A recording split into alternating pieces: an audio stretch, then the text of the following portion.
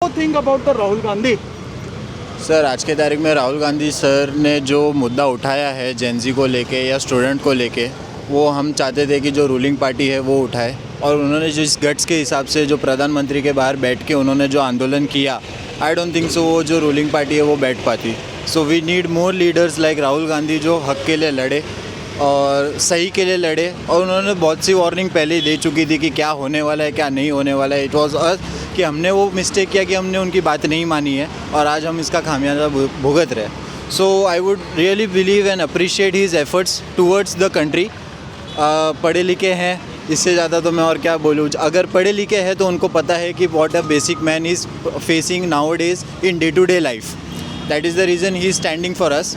और मुझे नहीं लगता, जैसे मेरे को एक जन ने पूछा था कि वाह आपको राहुल गांधी क्यों पसंद है, तो मैंने उसको जवाब दिया था कि आपका मोदी बाहर किसी के घर के बाहर बैठ के कभी धरना नहीं दे पाएगा, ना वो पुलिस की मार खा पाएगा, ना वो डिटेन हो पाएगा। वो अगर वो हो गया तो वो आपको एंटी नेशनल कहलाएगा। So that is the reason he is a very powerful gut है उनके अंदर कि हाँ दिस इज़ रॉन्ग, और वो स्टैंड लेते उस चीज़ के लिए। तो that is the reason I salute him.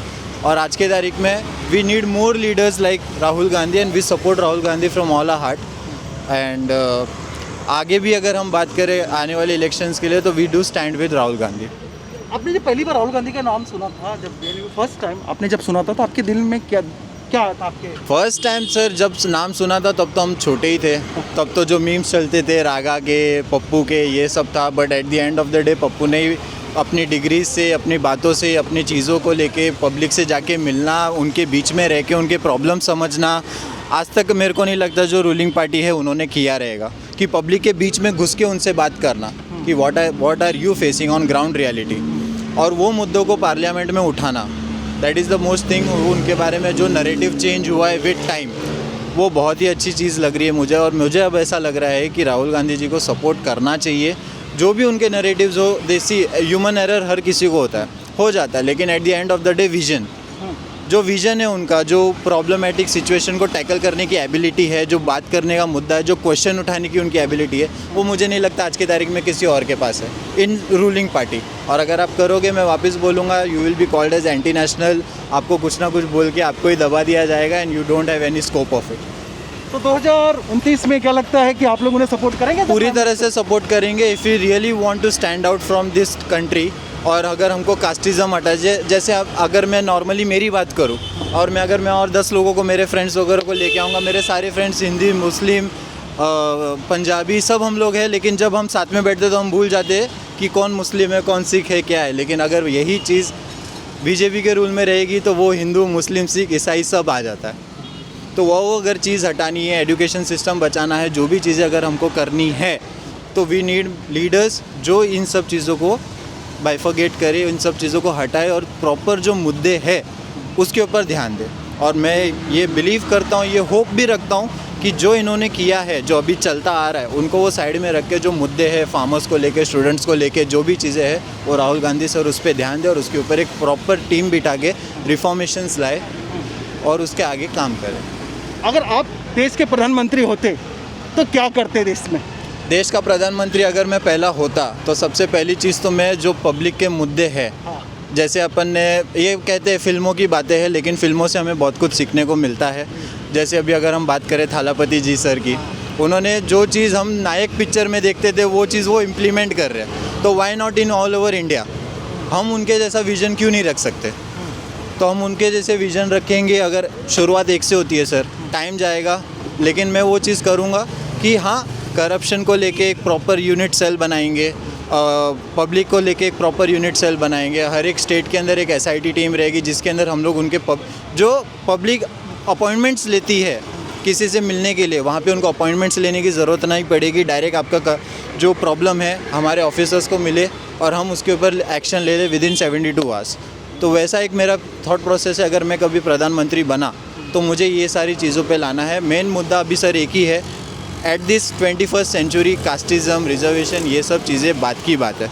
Eight the end of the day what people are facing, वो उसके ऊपर ज़्यादा ध्यान देना है कि आज हमारा पर कैपिटा इनकम जो हम लोग बोलते हैं एक आम इंसान की, उससे ज़्यादा उसका एक्सपेंसेस है। तो हाउ विल ही सर्वाइव? जैसे अभी आपने इंटरव्यू लिया हमारे सर का, आज हमारे घर का भाड़ा समझो 10,000 है, मेरे को लाइट बिल 12,000 आ रहा है, तो मैं भाड़ा अगर नहीं भरूंगा तो मेरा ओनर मेरे को घर से बाहर निकालेगा। मैं लाइट बिल नहीं भरूंगा तो लाइट वाले कट करके चले जाएंगे।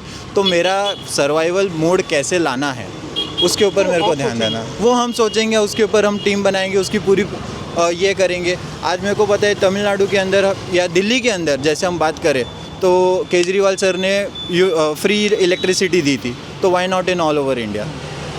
माई क्वेश्चन इज जस्ट दैट कि क्यों एक ही स्टेट में है, तो वो state part of the India है, तो क्यों हम सब जगह पे वो एप्लीकेबल नहीं करें। आज अगर हम महाराष्ट्र की बात करें तो Maharashtra financial capital of India, तो सबसे ज़्यादा पैसा हमारे स्टेट के अंदर आता है। हमारा बीएमसी सबसे बड़ा मेयर ये है, म्यूनसिपल कॉर्पोरेशन है, तो यहाँ पे स्लैब वाइज लाइट बिल क्यों है।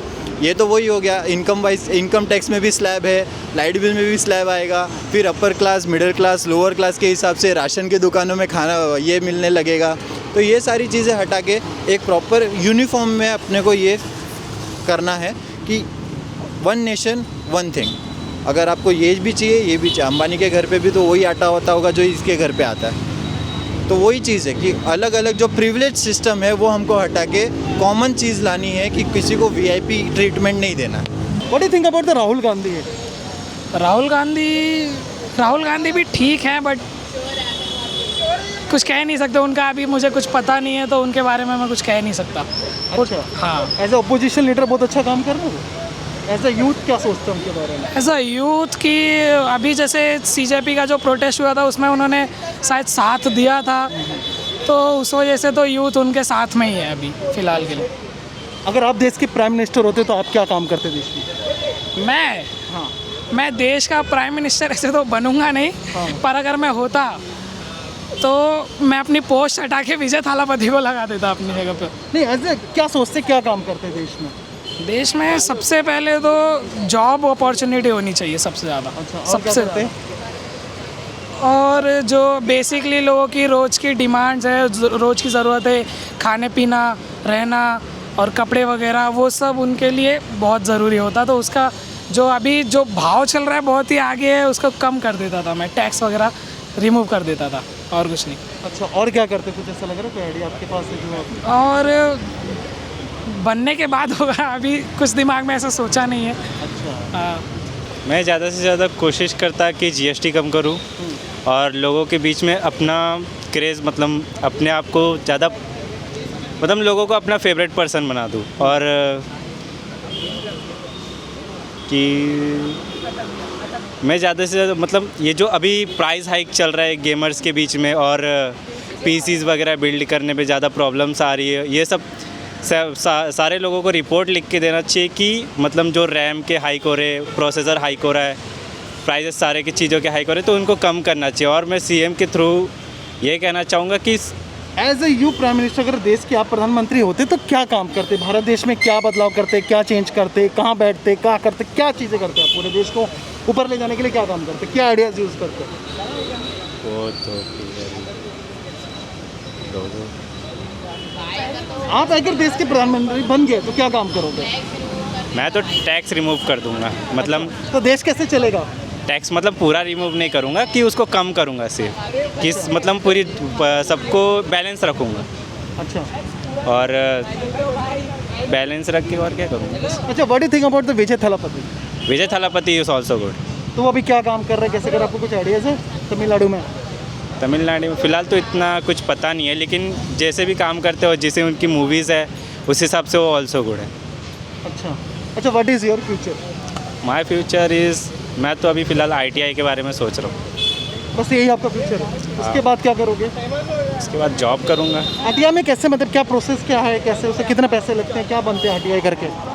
ITI तो नॉर्मली देखा जाए तो इलेक्ट्रिशियन का होता है, मतलब उसमें सीखो करो और बस नॉर्मल सा ही होता है, वो ज़्यादा बड़ा नहीं होता। Thank you.